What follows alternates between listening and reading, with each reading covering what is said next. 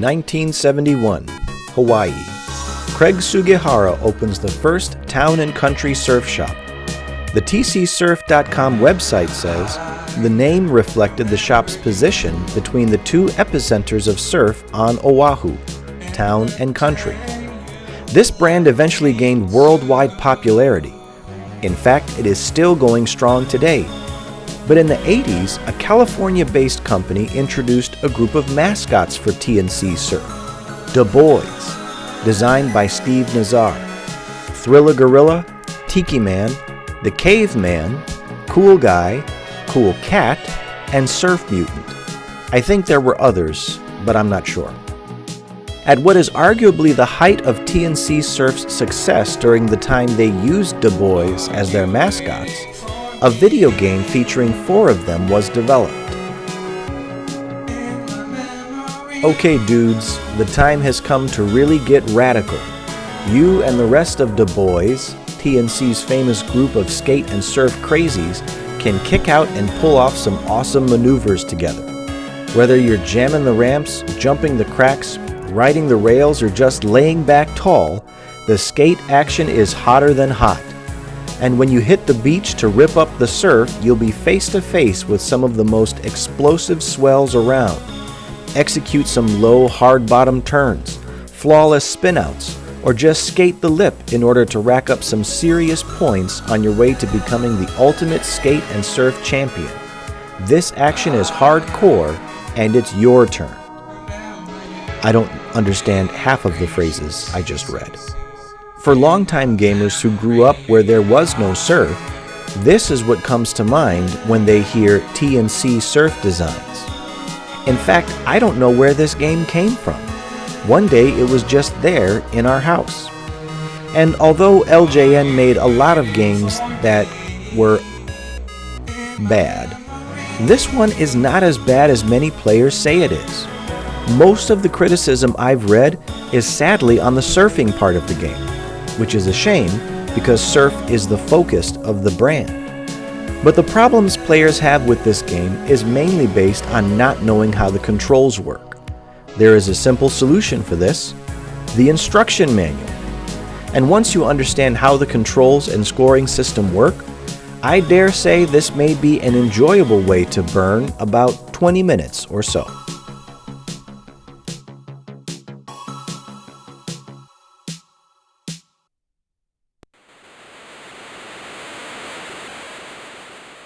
I love the sounds of the wave on the title screen.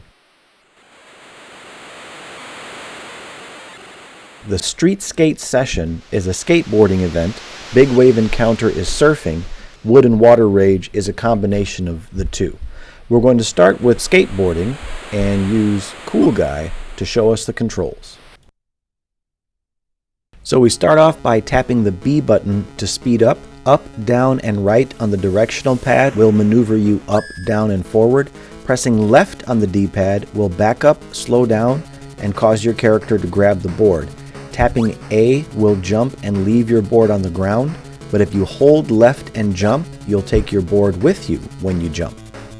Moving through the course without hitting obstacles will slowly fill your life gauge in the bottom right corner, and when you get the max of 8 dots on the gauge, the timer will freeze. Hitting an obstacle will cost you 1 or 2 dots of life, depending on what obstacle you hit. At the end of the level, you will receive points for how many dots of life are left and how much time is remaining.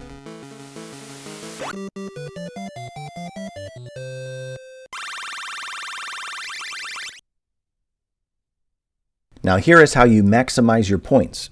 Grabbing coins of the same color will give you increasing points, as charted above from the instruction manual, but note that grabbing a different color coin from the last color you grabbed will reset the increase in points. If you're going for a high score, stick with red, and be careful because pink looks a lot like red. The high guardrail will give you 1,000 points for grinding your board on it. You can jump with your board on top of remote control cars, balls, and turtles in true video game style for 1,000 points each. Grabbing your board and jumping a ramp will give you 1,000 points, which is more than jumping over a construction barrier. So if you have a choice between the two, go for the ramp. But if you've grabbed enough red coins and there's a red coin by a construction barrier, it might be more profitable to take the construction barrier rather than the ramp.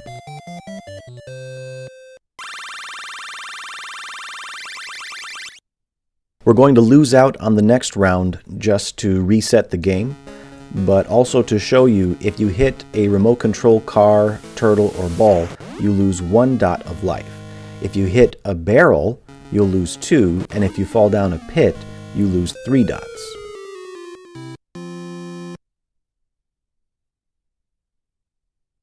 Now for the infamous surfing. And to get into that, we're going to use Thriller Gorilla, the apparent leader of Du Bois. And we have to understand this well-drawn but poorly animated wave. So let's really break down how to surf. This is not the wave. This whole screen is the wave. Here is an image from the manual to help visualize that.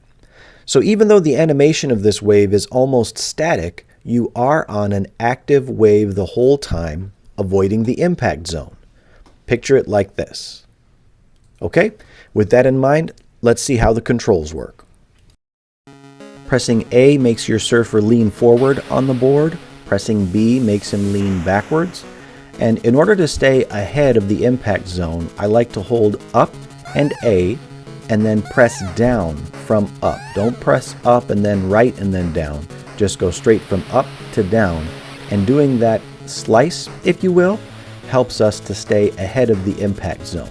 So I go straight up, straight down, and then I hold right to get a little further ahead of the wave. If I can work my way up towards the peak of the wave, I can get a lot more ground between me and the impact zone behind me.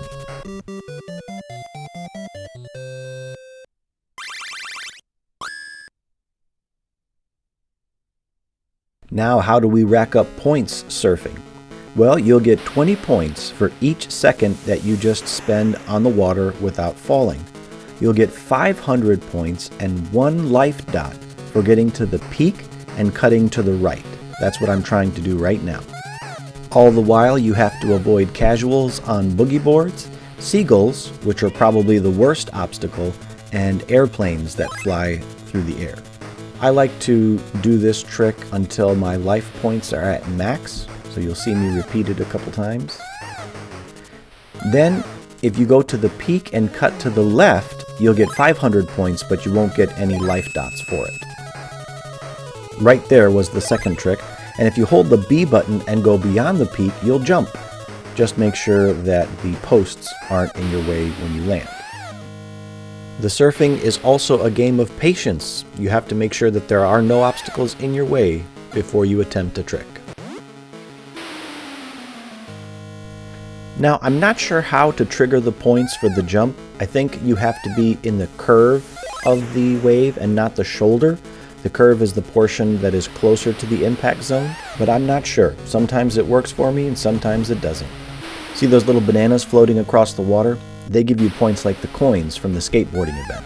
If you stay in the tube, or the pipeline as the game calls it, you will get 100 points for every second you stay in that area. And finally, an extra 1,000 points just for finishing the course.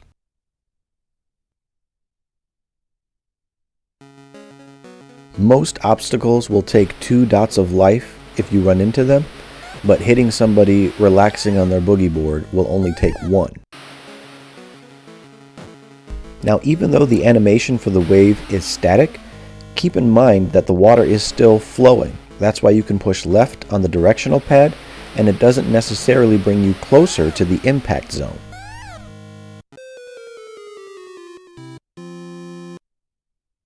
Now let's tackle wood and water rage, and for this, we will enlist the help of Tiki Man and Cool Cat. Tiki Man will do the skateboarding, Cool Cat will do the surfing. Each character is dedicated to their event. Tiki Man will always be on the skateboard, Cool Cat will always be on the surfboard. Same for Cool Guy and Thriller Gorilla. Now you see how I hopped up and down on that high guardrail multiple times? You can do that in order to rack up points. And that turtle that I just squished is the only turtle you are going to see me squish just for demonstrations. I don't like crushing the turtles. I think it's mean. For an NES game, I think they nailed the wipeout animation and sound effect pretty well. I can feel the road rash whenever I see this.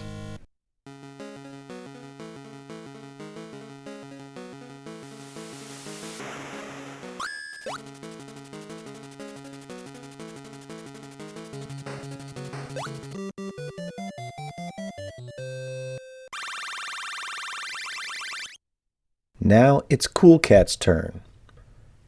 Nothing cooler than surfing in a full-blown two-piece suit.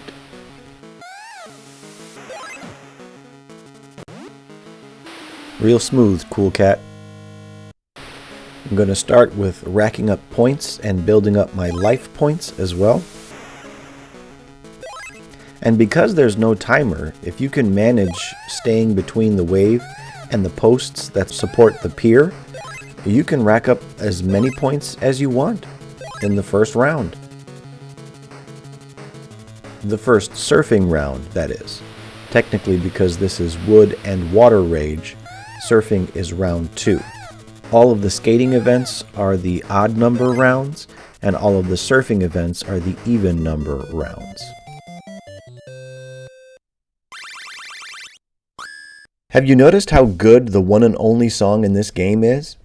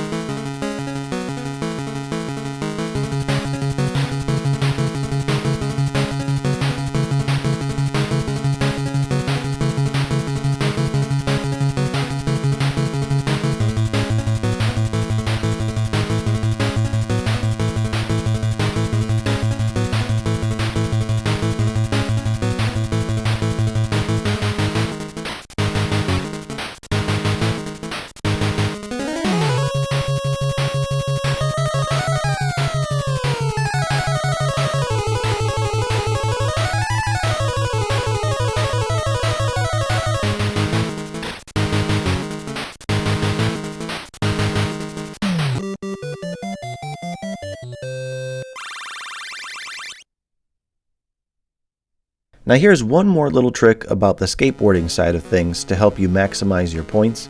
The faster you move through the round without taking any damage, without running into any obstacles, the quicker your timer will freeze, which gives you more points at the end. The oil slicks are technically an obstacle. They cause you to lose control for 2 seconds, but they also really speed you up. You'll see these last 2 oil slicks don't have any obstacles in front of them, and now I'm really cooking along the street. So if you know these oil slicks are there, if you play the game a few times and you know where the oil slicks are that don't have obstacles in front of them, you can take advantage of that little speed boost that they give you, an unofficial trick to maximize your points. So what do you think of Tiki Man's animation? When I was a kid, I thought that it was a wild man with face paint on. And that was because of the NES sprite limitations. You could only use 3 colors per sprite. Now black is not a color, black is the absence of any color, so they're able to squeeze that 4th color in that way. But because they had to use his skin color for the white of his mask, I thought that he was wearing face paint.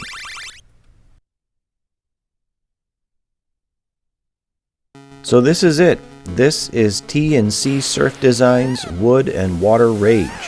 The surfing, the skating, it was a lot of fun for me and my brother. I was always Cool Cat and Tiki Man. He was always Cool Guy and Thriller Gorilla. Not Funky Kong. This is not Funky Kong's origin game. Maybe? But one of these days I'll beat the game by maxing out the score to 1 point less than 1 million. And that's basically it. There are no credits, there's no ending sequence. You just play this game and get the highest score you can. Each round of surfing and skating gets progressively longer, and then your obstacles and coins get rearranged each round. I hope this video moves you to try this game out one day. It is underrated. Thanks for listening to An Old Gamer.